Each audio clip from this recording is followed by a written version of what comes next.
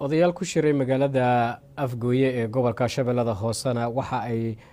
dalbadeen in la sii daayo dad loo xirxiray dil markaasi dhawaan loo geystay gudoomiye ku-xigeenkii hore ee arrimaha bulshada ee gobolka Shabeellada Hoose.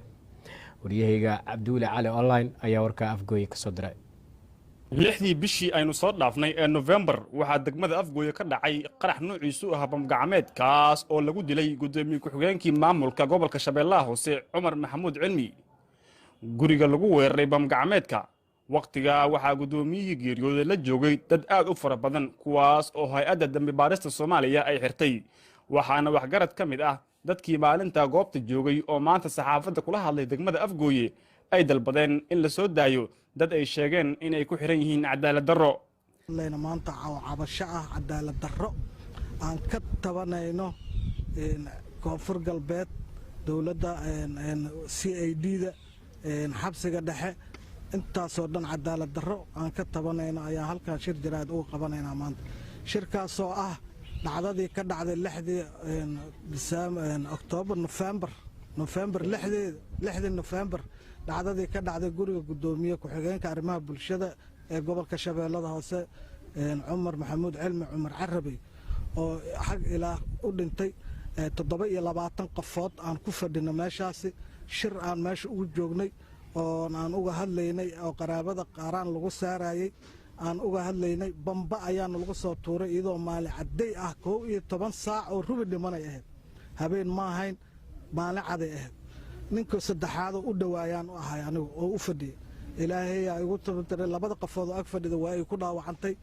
ilaaha naga baxshay meeshaas waxa la rashaas degan oo ama fadhiya in lagu laayo oo lagu soo afjaro ilaahay ma oosan dhihin rag baana sheegtay oo u taagan oo saacadiiba hore ka sheegtay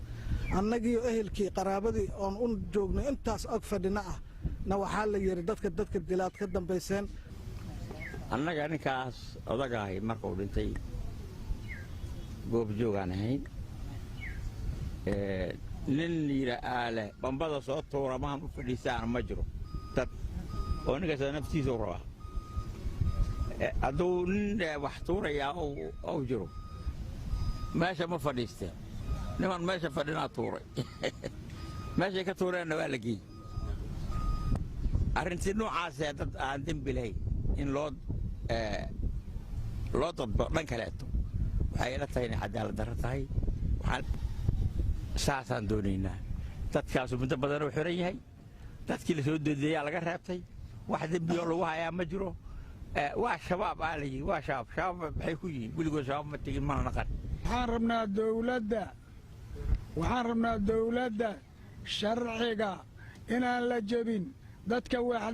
walaxay dileen la leeyahay dadka xiran dadka la sii deeyay oo 13 maalmood xiraay haddana qoladii kale todna ayaguna ay xiraayeen 30 xiraayeen kuwii laga reebtay inta ayadoon wax sharciga la marsiin la qaaday xabis gaal shira lagu riday isaga jiraan mar alla markii wax la warsadana la leeyahay niman saraakiil ay u xiran yihiin. Cabdulle Cali online TV-ga caalamiga ah ee Universal gobolka Shabeellaha Hoose.